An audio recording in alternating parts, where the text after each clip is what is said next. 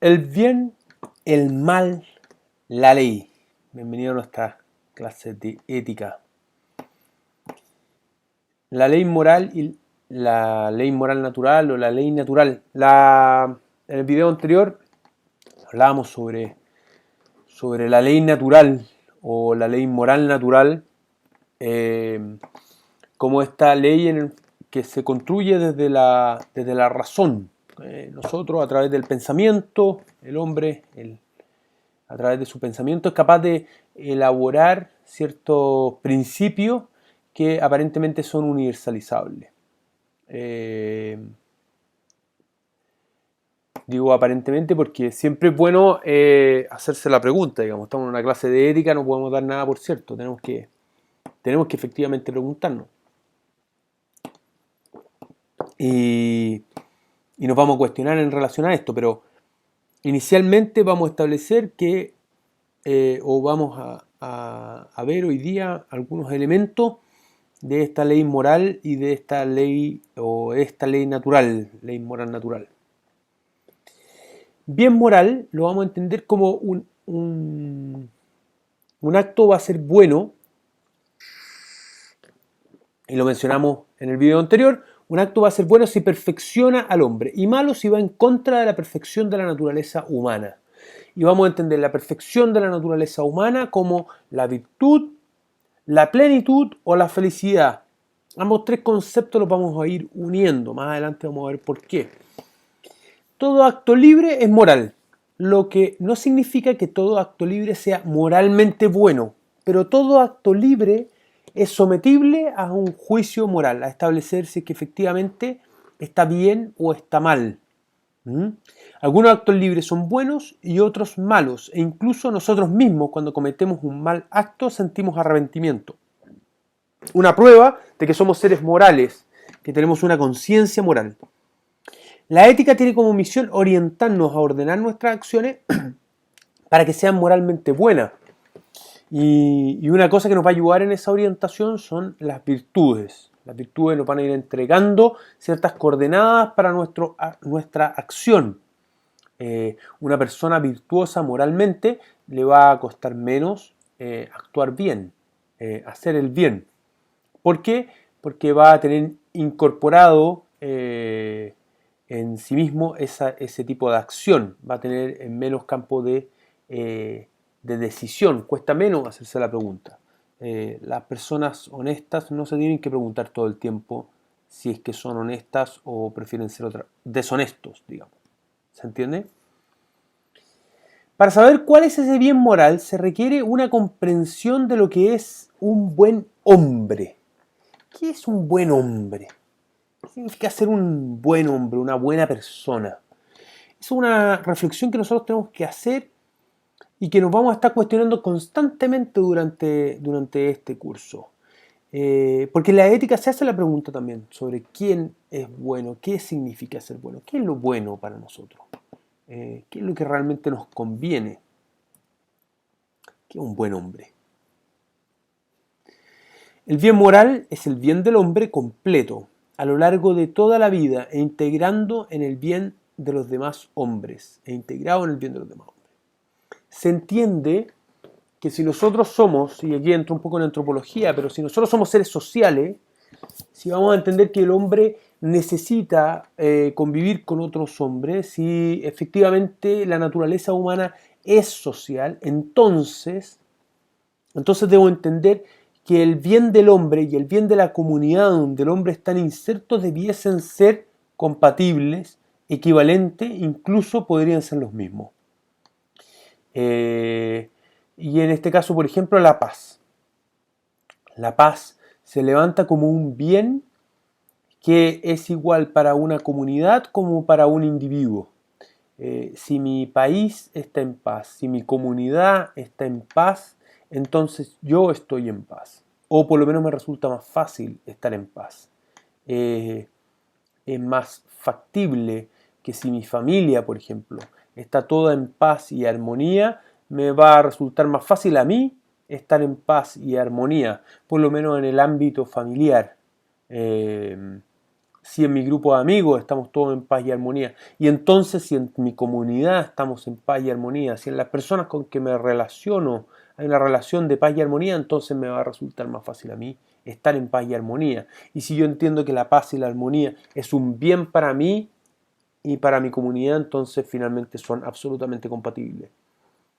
Si un bien es para la comunidad, pero no es para mí, ahí entramos en un choque y entramos también en una problematización ética. O sea, algo que es bueno para la comunidad puede no ser bueno para mí, entramos en una problematización ética.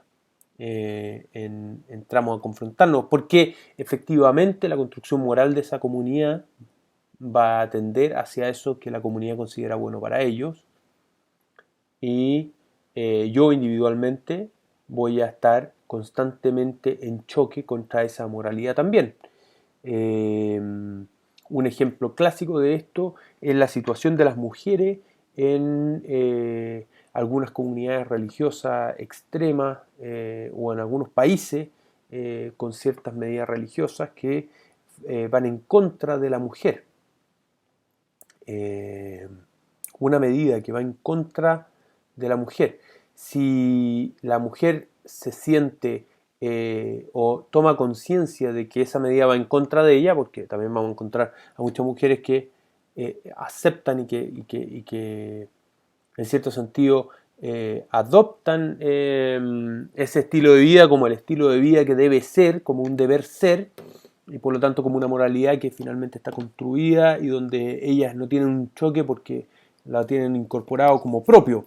Pero si efectivamente nos vamos a encontrar y existen testimonios de mujeres que finalmente se ven perjudicadas en su desarrollo personal o en su construcción personal y finalmente se les genera un conflicto ético que muchas veces las va a obligar incluso a levantarse contra las autoridades en pro de la causa de su propia libertad. También eso genera, por ejemplo, no sé, pues las manifestaciones de los derechos civiles en Estados Unidos durante los años 50, 60, a lo que apuntan es a igualdad de derechos civiles independiente de las condiciones raciales de cada persona. Y eso es porque las personas toman conciencia de que están siendo vulnerados en sus derechos, de que finalmente lo que se ha establecido como el bien de la sociedad está yendo en contra de su bien personal.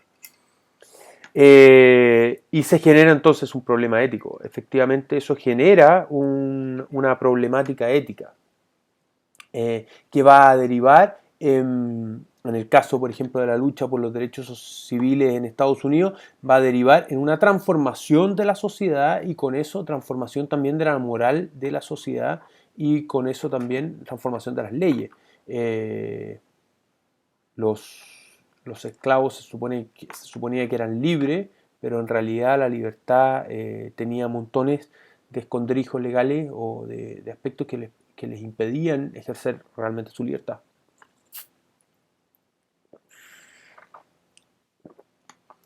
Si la vida está conforme a la razón, la búsqueda del bien moral supone un esfuerzo diario por adquirir determinadas disposiciones, determinadas virtudes que se consiguen mediante una paciente ejercitación. Lo que les mencionaba hace unos minutos atrás, el bien moral, si efectivamente nosotros estamos, como el bien moral obedece a la razón, la manera en que yo voy a establecer el bien moral va a ser eventualmente a través de la razón, me va a resultar razonable que eso es bueno para mí, el ejercicio de esta razón va a generar o se va a facilitar a través del desarrollo de ciertas virtudes que me van a permitir naturalizar ciertos comportamientos que yo he descubierto o que se han establecido como moralmente buenos. Por ejemplo, a los niños les enseñamos higiene diaria. La higiene diaria es algo que nosotros se lo enseñamos. Finalmente, nosotros les enseñamos a los niños higiene diaria en la crianza porque se considera moralmente bueno. porque la sociedad ha considerado y racionalmente hemos considerado que la higiene es algo necesario, que hay cierta higiene mínima necesaria. De hecho, en esta situación de pandemia, por ejemplo, del coronavirus, una de las recomendaciones que se le hace a las personas es mantener su higiene, porque efectivamente la higiene nos hace bien. Hay un elemento de salud tanto psicológico como físico a través de la higiene. Bueno, esa higiene se vuelve una virtud. A la edad nuestra no necesitamos que se nos imponga la higiene. La tenemos incorporada, la necesitamos. Nos levantamos necesitando una ducha, por ejemplo. Esas costumbres que se van arraigando, cuando son costumbres positivas, las llamaremos virtudes. Y las virtudes se construyen a través de esta paciente ejercitación.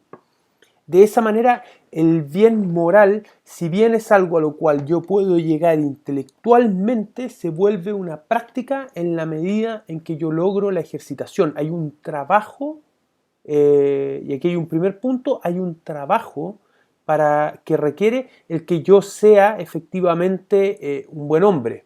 Si es que yo quiero cumplir este bien moral, si es que considero que el buen hombre es aquel que logra una cierta bondad moral, requiere un cierto trabajo, requiere un cierto esfuerzo. Si bien racionalmente o intelectualmente yo entiendo que algo puede ser positivo, si yo no establezco una práctica cotidiana, difícilmente se va a encarnar en virtud. Si no se encarna en virtud, siempre me va a resultar un mayor esfuerzo. Siempre me va a resultar un mayor esfuerzo. Otro ejemplo en relación a esto, levantarse temprano, digamos. O sea, yo puedo considerar razonablemente que quiero levantarme temprano todos los días porque considero que me hace muy bien aprovechar el día desde temprano y porque encuentro un valor en madrugar, pero también tengo que entender que si no lo ejercito y mantengo la ejercitación, eventualmente se me va a hacer muy difícil. La primera vez siempre se va a hacer muy difícil. Por otro lado, el mal se explica como la distinción entre el bien aparente y el bien verdadero, es decir, entre lo que aparenta ser un bien y lo que lo es realmente, entre el vicio y la virtud. El mal moral es la privación del orden debido de las elecciones y las acciones humanas, en las acciones humanas. No vamos a entender el mal como una fuerza que nos tironea. En realidad no. Lo vamos a entender mejor como este bien aparente. El mal normalmente se da más bien en un bien aparente. En un bien aparente que no es verdadero. Y lo vemos muy claro esto en educación. Normalmente cuando nosotros corregimos, por ejemplo, a un niño porque va a hacer algo malo, lo común no es que haga algo malo porque él quiere hacer el mal, sino que efectivamente está haciendo algo malo porque aparentemente está haciendo un bien. Lo que pasa es que ese aparente bien lo aparta del bien verdadero. En relación al ejemplo de levantarse temprano, es un bien aparente. Si yo establecí que el bien verdadero es aprovechar el día, es un bien aparente el quedarme descansando. Nosotros sabemos que en verdad el cansancio el descanso no es acumulativo, no es que uno por dormir todo el fin de semana esté más descansado el día jueves de la semana siguiente, digamos. Eso no es real. ¿Ah? Eso nosotros lo sabemos racionalmente, pero el saberlo racionalmente, el bien aparente, digamos, el bien verdadero, perdón, no hace, o sea, sin embargo, el bien verdadero nos aparece como bien aparente el descansar, el hacer descanso y dormir, cuando en realidad uno podría descansar de otras maneras. Y de esa manera se nos aparece algo bueno, algo aparentemente bueno, no es bueno. Es bueno que yo me haga de, no sé, mucho dinero, digamos, aparentemente está bien tener mucho dinero, pero si eso me aparta de la honestidad en mi trabajo, por ejemplo, claramente está mal. ¿Mm? Y lo que hace el constante ir por el bien aparente me determina el vicio, que es lo contrario a la virtud. Un vicio es un mal que se va encarnando en cierta manera, una especie de mal moral que se va encarnando. Pueden ser vicios inofensivos para otros, que de hecho algo que es inofensivo para otro pero que es ofensivo para mí, como hemos visto en videos anteriores, no deja de ser malo, digamos. O sea, algo que en circunstancias no hace daño a los demás o en finalidad no hace daño a los demás, si es en objeto malo, es malo, ya lo hemos visto eso. Entonces, algo que aparentemente no hace daño a otros, pero sí me hace daño a mí, por ejemplo, fumar, es un vicio. Y en cuanto a vicio, el esfuerzo humano razonable es a tratar de extirparlo y conducirme a la virtud. El lado del vicio y la virtud finalmente son exactamente iguales, solamente que la virtud es una reiteración positiva y el vicio es una reiteración negativa.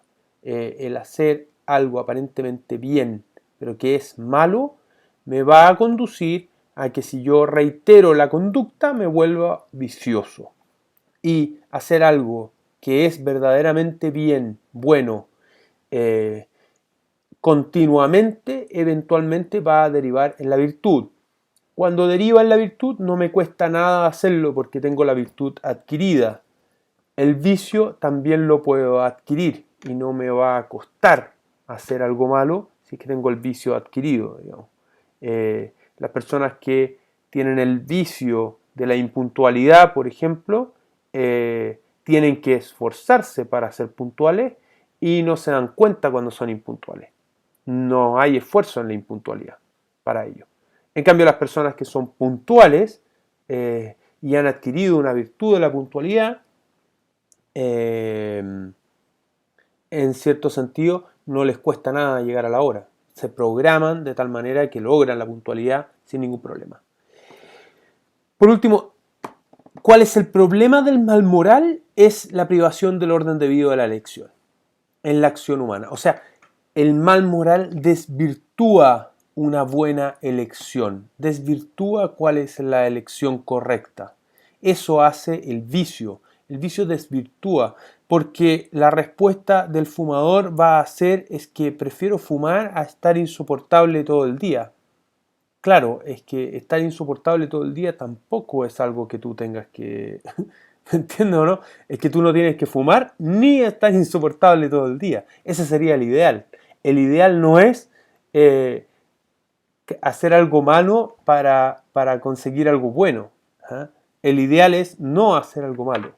Y eso es algo que se explica bastante claramente, pero me interesaba sobre todo definir o entender que cuando hablamos del mal moral, no estamos hablando de esta fuerza que nos trae, que nos tira Mordor, digamos. O sea,